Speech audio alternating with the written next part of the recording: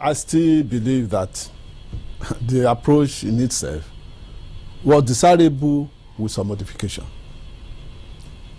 It was like that in the past. It is still so, and will continue to be like that. What is important is authority resides with the central bank.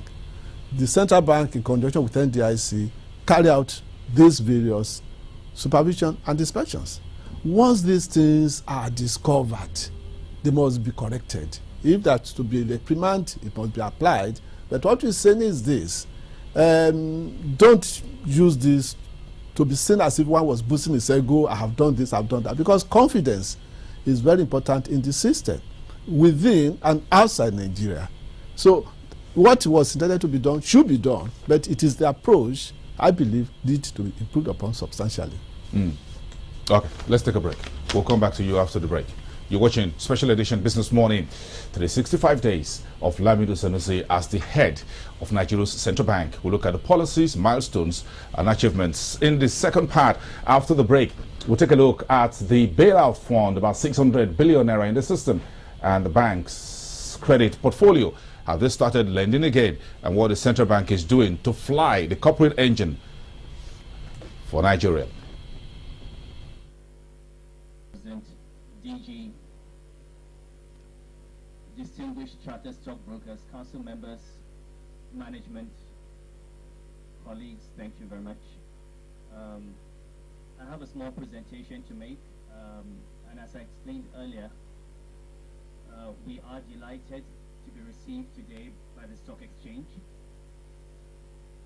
We requested this audience so that we can address you directly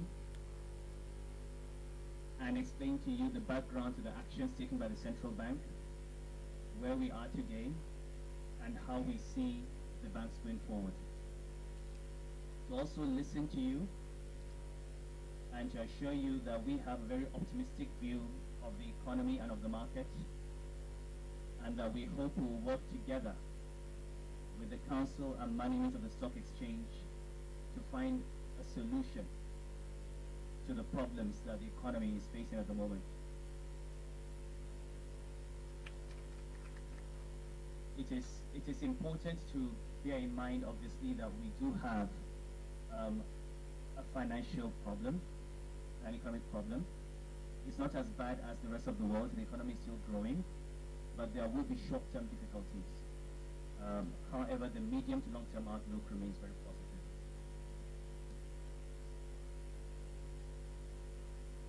My presentation is in three parts. There's an introduction, a process overview, and a conclusion.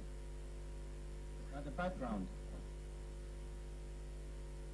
The global financial crisis has been felt in Nigeria through low oil prices, a slump in capital inflows, pressure on foreign exchange reserves, amongst others. There was gross mismanagement and governance failure created an asset quality and liquidity problem among banks, exposing weaknesses in certain specific banks. Now, previously in this country, bank distress was resolved by license revocation, followed by bank failures, leading to losses to depositors and shareholders. And I think it's extremely important for us to bear this in mind. We had institutions that were failing. What would have been done previously was to hand them over to NDIC and liquidate them. What the central bank has done this time is to be proactive and anticipatory, representing a step change in ongoing institutional reform efforts. Our overriding objective in embarking upon reform of the banking sector is to promote a banking system that is sound, stable, and efficient. And this ensures a solid foundation for promoting sustainable economic activity.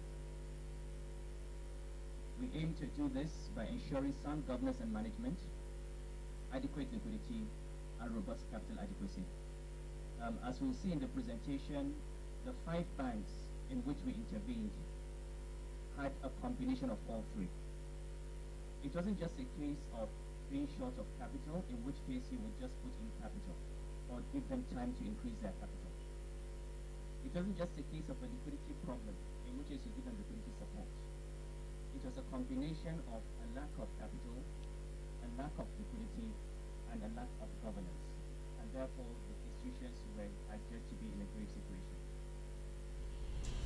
Lamido Sanusi, the central bank governor, the interaction talk about the need to provide a sound, stable banking system. So it's not just about putting billions of naira in these banks, but to get the banks themselves to start lending and get back on the road to recovery. So no bank will be allowed to fail was the policy of the government and the central bank. Femi Akunayo still with us here, the chairman of Resort Group, one of the one-time president of the Chartered Institute of Bankers of Nigeria. Thank you very much for listening in on that video clip. So, starting with you saw the news, the CEOs of those 5 banks there: John Arbor at Shodik Bank, Mahmood at Intercontinental, and the woman Eroche at Finbank, as well as Funke Oshibodu at Union.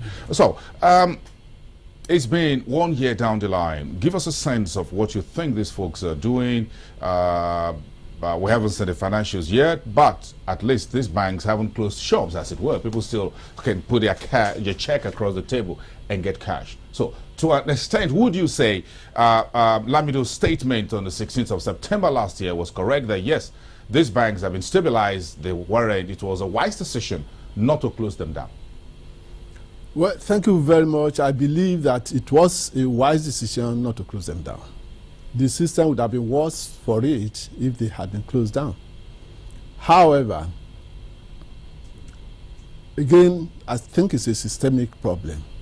Feedback is essential, but we don't get enough of this in this country.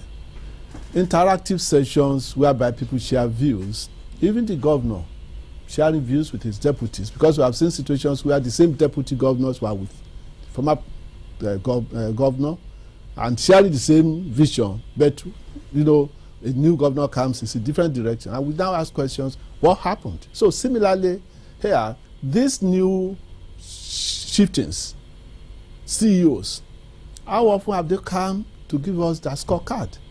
What had happened in the first 3 months, in the subsequent 3 months, and that we need this to let us see a direction. I think that is what is missing. So you think by now we should have heard from John Arbor, Mahmood, Funke Oshibodu, and the rest of them, what they've done so far in these 5 institutions, and of course the other Bank PHB and Wema and the rest of them. That's right. It is important. So it's important they talk to us. Right. You want them to talk to them. You operate in the capital market as well. Let's quickly recap this, get your reaction to what Lamido said over there in that video. He said there will be short-time difficulties. He has preempted what would happen. The lack of credit in the banking system, the reaction of the banks in terms of everybody seal up their purse or wallets, as it were, and decided not to lend as aggressively as they were prior to 2009, August 14. That is a matter of concern. Truly, when you're going through a re-engineering process, or you are doing a turnaround management, which is what the banks were going through, you have to look at your priorities. You have to look at certain things you may put on suspension. But one thing you cannot do is to turn off the tap. Completely. Lending is the main engine for banking. It serves several purposes. There are your customers, because it's not every customer that is bad, and these customers have to be sustained. If a particular bank is not doing that, it moves to another bank, and that is a loss to the existing banks that you want to make profitable. Also, the economy itself. One area I did not share the view of the central bank when he said openly that the economy could grow or could survive without lending from the banks. And I'm sure that Mr. Governor knows better today. There is no way an economy will grow without some element of leverage. So I want us to get back to responsible lending gradually. By the banking institution? By the banking institution. So the faults weren't with the central bank, as it were, because Lamido never said don't lend to anyone, but he talked about good corporate governance. How are credit approvals being made in these bank institutions? For example, there was one of those 7 rescued banks, who the new CEO told the media that at his bank, prior to his takeover, Bank PHB to be more precise, that as long as you are a general manager, whether you're a general manager in charge of the drivers in the bank, you have the right to approve credit, and credit were approved by GM regardless of whether you are in core banking or not. Those were some of the problems, weren't it? Well, again, in corporate governance, the directors of a company have responsibility for management. They are not to be involved in day-to-day because they devolve the power to the executive management. The approving authority is handed down by the board. It may be that you have a general manager who can approve. There could be another general manager who need not approve, because if it's not a core bank, it doesn't have to. So these are lessons to learn. But that in itself does not mean that we should close the tap on lending. So the banks have started lending again, have they? Well, maybe in bits, but it's still not very clearly. If they start lending, we will see the effect in the utilization of funds. Today, excessive liquidity, even between yesterday, the last 2 days, interbank interest rate went down again. It means that they are, awash with funds. Now, what we think should happen is they have to be selective, and they must focus on those areas that will grow the economy. For too long, those areas that can grow the economy have been neglected. And the executives, I'm talking of the bank executives, the directors, must be more careful. Unlike those days when they had personal interest and were influencing what we will call spurious lending. And this weighed very heavily in relation to the total portfolio. Let's get back to those 7 banking institutions, as it were, that were rescued on the 14th of August. Recapitalization options and strategies for them at this point in time. They've taken 640 billion or thereabout from the central bank, so the doors were not closed. Some staff still get their salaries and things. Life goes on, as it were. But they will have to recapitalize. The options and strategies that the central bank put before them, or that those new managers in them, how do you think they will need to move on their own trajectory, as it were, and unplug the central bank's lifeline? At what point do you think this will take place? In the first instance, they have to recapitalize. Before that, they have to instill confidence in the investing public, because people will be prepared to put their money there. One, if they can see that where we are today is much better than where we were yesterday. You had this lifeline, how have you utilized it? Okay. 3, people must have confidence in the new management, that these are quite different from what we had. In fact, with superior value adding. If these are in place, then you can move on to recapitalization. Of course, your recapitalization, even your prospectus will tell us the use of your fund, which must also include gradual reduction of the loan from the central bank. If you are not in a position to reduce this gradually, therefore means that you remain a patient forever. And I think that should be the approach to be adopted. Okay, the central bank has been able to stabilize the financial system, yes or no? Yes, to some extent. You operate in the financial system. Give us a sense of your own enterprise being impacted by the policies and actions of and the milestones of the past few years with regards to the securities market. You've engaged in mortgage banking business over some time.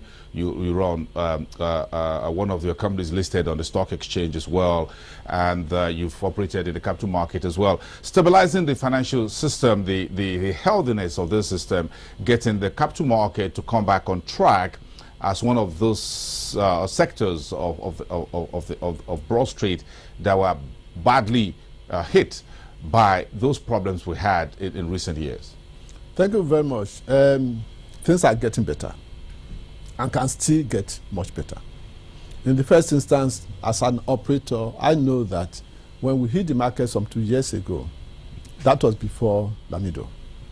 The level of subscription was much, much higher than what we even expected. And I think that was not necessarily because Resort Savings and Loans had done marvelously before then. but because, one, people had confidence in that organization. I think reputation had also been built about seriousness and about focus. Also because people still believe that the capital market has something to offer where we have responsible management. I think the trend again slowed down in the last 1 year, and that is why we have to quickly re-engineer, the industry.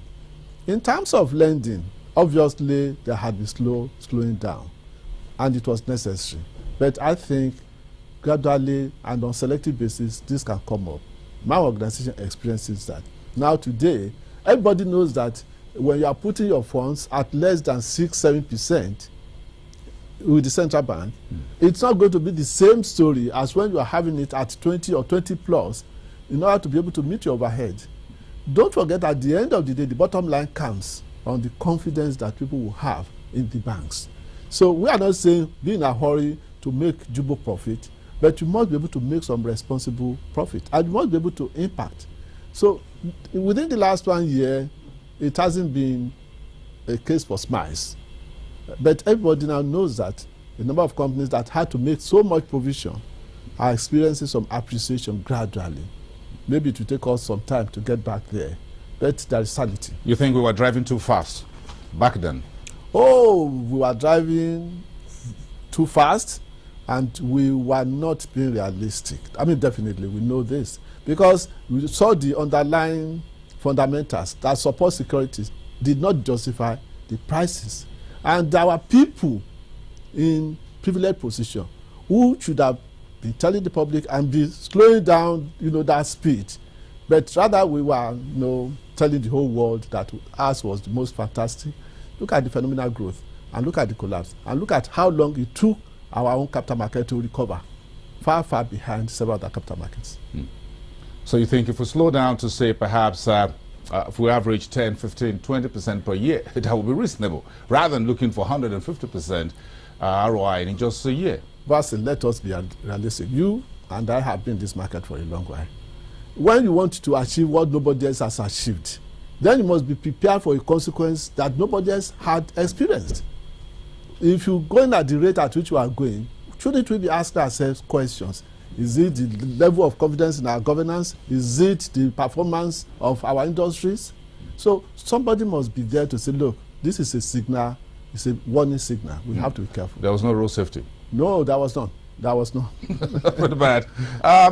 Let's look at the asset management company. One of the vehicles that the central bank is, Lamido has brought back to the front burner to unlock the liquidity in the capital market, as it were, and help the banks come forward as well with a lot more money to inject into the system. Give us your sense of how you think this process should work if we get it up and running, say between August and September. This is the president's signature.